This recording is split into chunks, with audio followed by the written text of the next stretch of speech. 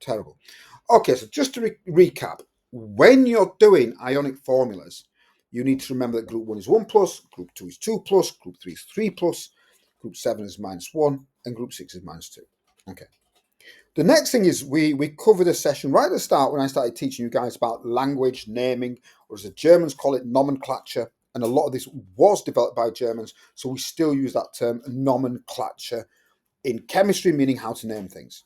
Now, first of all, this is a compound, ionic compound.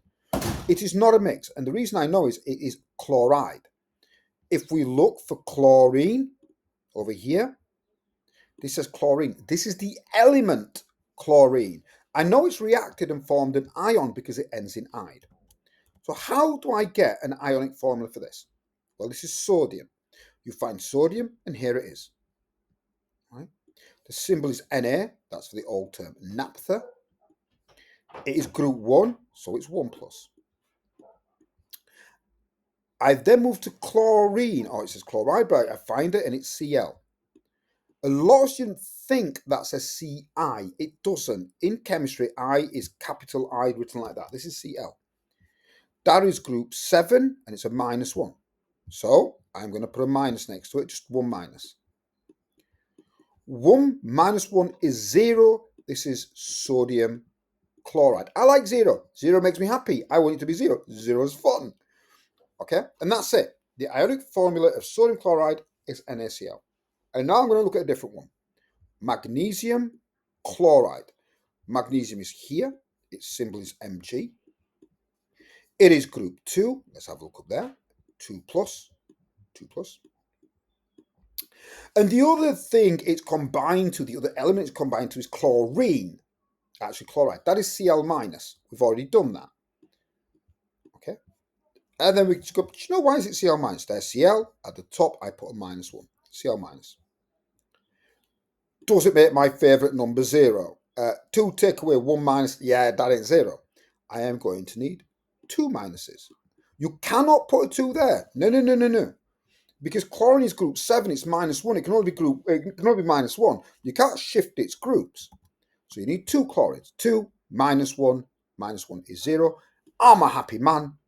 This is Mg, one of them, Cl2. Okay.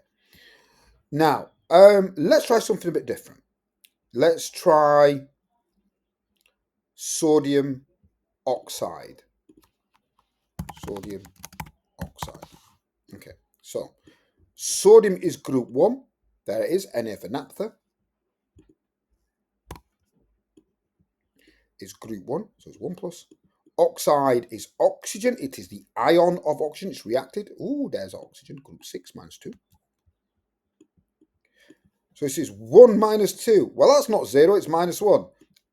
I'm not a happy man. No.